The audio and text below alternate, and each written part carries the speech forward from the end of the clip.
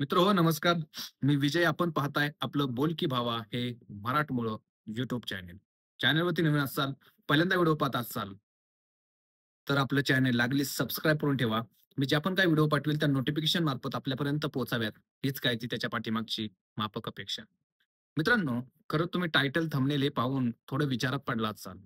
पण एक गोष्ट कायम लक्षात ठेवा, आपला महाराष्ट्र हा आता पुरोगामी महाराष्ट्र राहिलेला नाही. म्हणजे पहिला जसा महाराष्ट्र होता, तसा महाराष्ट्र राहिलेला नाही. सो त्याच्यामुळं या महाराष्ट्रात कधीसुद्धा, काहीसुद्धा आणि कशाही पद्धतीनं उलाढाली किंवा भानगडी होऊ शकतात. असं या आपल्या महाराष्ट्राने दाखवून दिलेलं आहे. मागच्या 5 वर्षात राजकारणात काही कुठल्याही प्रकारे जे म्हणतो आपण, की त्यांची विचारधारा वगैरे या गोष्टींना काही किंमत नाही राहिलेली, काहीही नाही राहिली. इथं भाजपने काँग्रेसशी फक्त हातमिळवणी करायचंच बाकी आहे. बाकी त्यांना बाकी सगळ्या विचारांची लोकं त्यांच्यासोबत आहेत. सो त्याच्यामुळं भाजपसोबत शिवसेना गेली काय, शिवसेनेसोबत काँग्रेस गेली काय आणि काँग्रेससोबत राष्ट्रवादी गेली काय. या सगळा गुंतागुंतीचा प्रकार महाराष्ट्रात होतोय. पण एक याच एकूण सगळ्या गोष्टींना हादरा देणारी एक गोष्ट आपल्या समोर येताना दिसते. ती म्हणजे राजकारणामध्ये सगळ्यात भयानक गोष्ट होऊ शकते आणि अ, जो ब्रेकिंग न्यूज त्याला जे बोललं जातं ते धनंजय मुंडे. मागच्या 6 महिन्यापासून अत्यंत वादात असलेलं नाव म्हणजे धनंजय मुंडे. धनंजय मुंडे हे राष्ट्रवादी अजित पवार गटाचे खूप महत्त्वाचे नेते होते. परंतु असं म्हटलं जातं, म्हणजे याच्याबद्दल आपण किती सत्यता आहे अ, याच्याबद्दल किंवा हे खरंच आहे का हे माहीत नाही.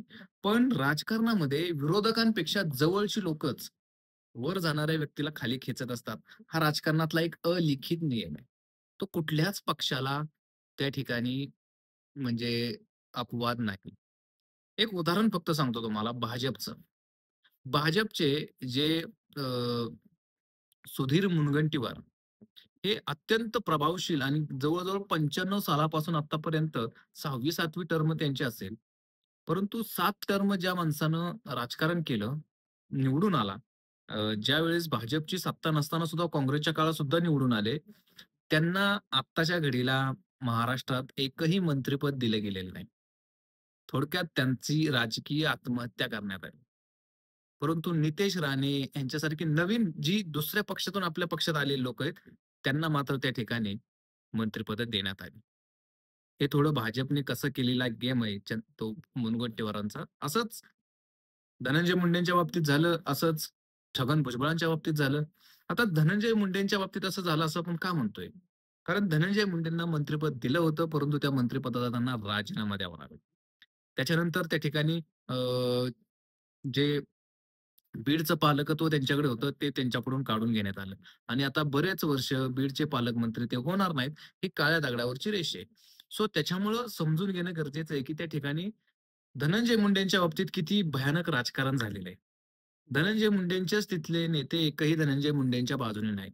त्यांचे तिथे ते माजलगावचे आमदार आहेत, त्याच्यानंतर गेवराईचे आमदार आहेत. परंतु तिथला एकही राष्ट्रवादीचा आमदार हा त्यांच्यासोबत नाही.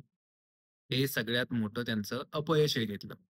बाहेरून सुद्धा जास्त त्यांना सपोर्ट आहे अशातलाही भाग नाही. आणि आज ज्या ठिकाणी बीडमध्ये त्यांची बैठक होती किंवा त्यांचे पालकमंत्री म्हणून अजित पवारांचा दौरा होता. खरं तर तुम्ही कुठल्याही परिस्थितीत असाल, हे कारणं सांगणं म्हणजे की आम्ही आजारी होतो किंवा मला ॲडमिट व्हायचं होतं. त्याच दिवशी कसं ॲडमिट व्हायचं असतं? त्याच्या आदल्या दिवशी होऊ शकत नाही, त्याच्या दुसऱ्या दिवशी होऊ शकत नाही. ज्या दिवशी बीडमध्ये त्यांचा ठरलेला दौरा आहे. असं काही नाही की ते अचानक आले ते आम्हाला त्यांचा दौरा ठरलेला असतो. कारण सगळी सिस्टम हलवायची असते, सगळं प्रशासकीय नियंत्रण हलवायचे असते. सगळ्या लोकांना एकत्र करून त्यांच्याकडून सगळ्या गोष्टी करून घ्यायच्या असतात. सो त्यांचे कार्यक्रम अगोदरच ठरलेले असतात. हे ठरलेले असताना सुद्धा धनंजय मुंडेंनी त्यांच्या कार्यक्रमाकडे पाठ फिरवणं आणि हे सांगणं, की मी आजारी आहे आणि ते मुळात आजारी नाहीत, पहिली गोष्ट म्हणजे. ते त्यांच्या मुलीचा फॅशन शो मुंबईमध्ये होता. त्या फॅशन शोला ते उपस्थित राहिले होते. आणि ज्या ठिकाणी ते बसले होते त्यांचा व्हिडिओ समोर आलेला आहे. त्यांची बॉडी लँग्वेज पाहता ते कुठल्याही प्रकारे आजारी नाहीत. हे स्पष्ट होत असताना सुद्धा ते आजारी पडल्याचं नाटक करून किंवा हॉस्पिटलमध्ये जाण्याची एक वेगळीच इमेज क्लिअर करून त्या ठिकाणी अजित पवारांच्या सभेला 2 वेळा अजित पवार आले, परंतु दोन्ही वेळेला त्यांनी त्या ठिकाणी त्यांना दांडी मारली. याचा अर्थ धनंजय मुंडे आपला प्रवास दुसऱ्या पक्षात हा सुखकर करण्याचा प्रयत्न करतायत. फक्त आता धनंजय मुंडे कोणत्या पक्षात जातील हे मात्र समजून घेणं थोडं अवघड आहे. कारण ते शरदचंद्र पवार गटात जातील का असं म्हणसाल, तर शरदचंद्र पवार गटात जाऊन त्यांची राजकारण आहे ते सुद्धा संपून जाईल. सो त्याच्यामुळे त्यांच्यासमोर एकच पक्ष आहे आणि एकच त्या ठिकाणी त्यांना पर्याय, तो म्हणजे भारतीय जनता पार्टी. त्याच्यामुळे येत्या काळामध्ये जर धनंजय मुंडे भारतीय जनता पार्टीमध्ये गेले, तर याच्यामध्ये कुठल्याही प्रकारे कारण ते असतानाच भारतीय जनता पार्टीचे आहेत. सो त्याच्यामुळे जर गेले तर नवलच वाटायला नको ना. कारण ते जाऊच शकतात. शेवटी कसं होतं माहिती का? पक्षामध्ये किंमत किती आहे यावरती डिपेंड होतं, की तो नेता कसा पुढे जाणार आहे. खरं तर पुढे जाण्याचा हा त्यांचा काळ, परंतु त्यांना मागे खेचण्यात आलं. वाल्मिक कराड आणि त्या संतोष देशमुख यांच्या प्रकरणामुळं धनंजय मुंडेंचे जे काही राजकीय म्हणजे हत्या करण्यात आली, राजकीय आत्महत्याच म्हणायला, ते मागे खेचण्यात आलं. आणि याचीच कुठेतरी झळ त्यांना बसते. त्याच्यामुळे ते अजित पवारांना राम-राम करण्याच्या तयारीत आहेत. तुमचं काय मत आहे? तुमचं काय म्हणणं आहे? तुम्हाला खरंच वाटतं का धनंजय मुंडे अजित पवारांना सोडतील? तुमची मतं कमेंट्स बॉक्समध्ये नक्की व्यक्त करा. असेच माहितीपूर्ण व्हिडिओ पाहण्यासाठी आपल्या चॅनलला सबस्क्राईब करा. धन्यवाद. जय हिंद. जय महाराष्ट्र.